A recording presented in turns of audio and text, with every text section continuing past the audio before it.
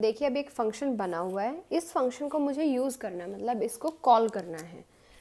तो अब मैं क्या करूँगी, मैं मेन के अंदर जाके void मेन, मैंने वहाँ पे बनाया int x y z ऐसे बना लिए। फिर यहाँ पे क्लियर स्क्रीन लगा लें आप। फिर printf में मैंने लिख दिया है enter value of x and y, कि x और y की वैल्यू आप एंटर कर दें। तो जब ये लाइन लिखी आएगी आप ऑब्वियसली x और y की वैल्यू एंटर करेंगे। अब जो आपने वैल्यू एंटर की है उसको हम स्कैन करेंगे। तो स्कैन एफ में %d, क्योंकि दो वैल्यू डली है तो दो पढ़नी है, m%x m%y, कि पहली वैल्यू x को मिल जाए, दूसरी वैल्यू y को मिल जाए।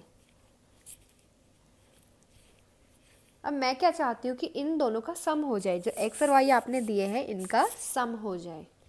तो उसके लिए क्या करेंगे, अब हम फंक्शन का यूज़ कर लेंगे। ऊपर बना दिया मैंने सम नाम से, तो अब मैं सम को बुलाऊंगी कि z में क्या वैल्यू चली जाए, सम, और सम को मैं क्या दे रही हूँ, x, y। फिर printf the sum of x and y are, यहाँ पे आप एडिशन लिख लो ताकि आप कंफ्यूजन नहीं हो, addition of x and y is %d, z। अब फिर हम लिख देंगे गेट ch बंद काम। अब देखिए स्टार्टिंग कैसे होगी, मेन से पढ़ना शुरू किया, int x y z, clear screen, printf आया तो लिखी आएगी line enter the value of x y। यहाँ पे मैं स्क्रीन बना लेती हूँ जो लिखा आएगा, enter value of x and y। Suppose कर लो इसके बाद मैंने लिख दिया 4 स्पेस 5 और एंटर दबा दिया, तो अब ये लाइन पढ़ेगा कंप्यूटर, %d m%x m%y। तो पहली वाली वैल्यू किसको मिलेगी, x को। तो इसके लिए क्या हो जाएगा, यहाँ पे x में चला गया 4, y में चला गया 5, ये कंप्यूटर के अंदर का काम है। अब आपने क्या किया, z इज इक्वल्स टू सम लिखा, x एंड y लिख दिया। अब क्या करेगा, यहाँ पे जो आपका कंपाइलर है वो जाके सम नाम के फंक्शन को ढूंढेगा। तो ऊपर से ढूंढेगा, मिल गया उसे सम, यहाँ पे भी सम है, वो चेक करेगा क्या इन दोनों की ब्रैकेट में, पहले ये करेगा चेक कि यहाँ पे दो चीज़ें हैं, क्या यहाँ पे भी दो हैं, दो हैं, ठीक है। फिर वो चेक करेगा यहाँ पे इंट टाइप का चाहिए, दूसरा भी इंट टाइप का चाहिए, तो क्या ये इंट है, क्या ये भी इंट है। तो इसने जाके चेक किया, x कैसा है इंट, y भी कैसा है इंट, तो दोनों मैच कर गए। इंट इंट में जाएगा, इंट भी इंट में जाएगा। अगर ये अलग अलग हो जाते तो यहाँ पे एरर आ जाएगा। तो ये क्या करेगा, x की कितनी वैल्यू थी 4, y की कितनी थी 5, तो यहाँ पे भेज देगा 4, क्योंकि x भेज रहा है ना, तो x का मतलब 4, y भेज रहा है, y का मतलब 5, तो यहाँ जाएगी 5। फिर ये काम शुरू करेगा। अब इसके पास a में क्या आ गया है 4, b में क्या आ गया है 5, ये कंप्यूटर के अंदर का काम है। स्क्रीन देखिए सिर्फ ये जो मैं यहाँ लिख रही हूँ, c लिखा, c इज इक्वल्स टू क्या है a प्लस b, इसका मतलब 4 + 5, तो c में कितना आ गया 9, तो रिटर्न c। तो क्या रिटर्न करेगा, जाके अब कहाँ करेगा, और जहाँ से इसे बुलाया था, इसका नाम लिया था हमने, तो ये रिटर्न कहाँ जाएगा, सीधा इसके पास जाएगा कि आपने जो सम को काम दिया था इन दोनों का वो इसने कर दिया, और आंसर कितना है 9। तो इसका इसकी जगह अब क्या आ गया है 9, तो 9 किस में चला जाएगा, z में। 9 किस में चला गया, z में।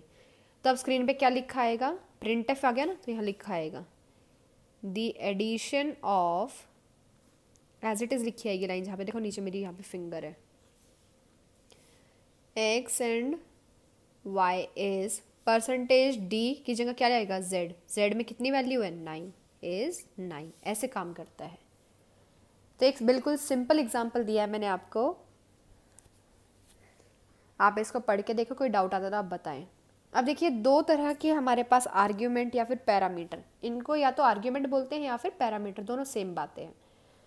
जहाँ से जा रहा है, आपने जहाँ बुलाया है उसको, यहाँ पे बुलाया ना आपने इसको कि आप यहाँ आके काम करो, तो यहाँ पे बुलाया है, फंक्शन की कॉलिंग हुई है, फंक्शन को बुलाया गया उसका नाम लेके, तो इसको कहते हैं एक्चुअल पैरामीटर। जो यहाँ पे लिखा है ना ये z is equals to sum x, y, तो ये पैरामीटर या आर्ग्यूमेंट, इसको दो ही नाम होते हैं जो इस पैरेंथेसिस के अंदर है। तो आपकी मर्जी, आप आर्ग्यूमेंट बोल लो, पैरामीटर बोल लो। तो इसको ये कैसे है, जहाँ पे बुलाया गया है, मतलब जहाँ से वैल्यू जा रही है, x की वैल्यू यहाँ से जा रही है, y की जा रही है, तो ये होता है एक्चुअल आर्ग्यूमेंट। इनको हम बोलते हैं एक्चुअल आर्ग्यूमेंट्स कि यहाँ से जा रहे हैं, जहाँ पे गए हैं, इंट बी के पास गए ना, ये होते हैं फॉर्मल आर्ग्यूमेंट। ये कैसे हैं, फॉर्मल आर्ग्यूमेंट, क्योंकि ये तो थोड़ी देर के लिए काम कर रहे हैं ना, मेन तो हमारा इसी पे चल रहा है प्रोग्राम, तो ये एक्चुअल है। इस पे क्या हो रहा है, थोड़ी देर के लिए काम चल रहा है, तो ये फॉर्मल है, मतलब थोड़ी देर के लिए फॉर्मली काम कर रहे हैं। मेन हमारे एक्स और वाई है, तो ये एक्चुअल है। यही देखिए आपकी बुक में यहाँ पे लिखा हुआ है, ये आप रीड आउट कर ले।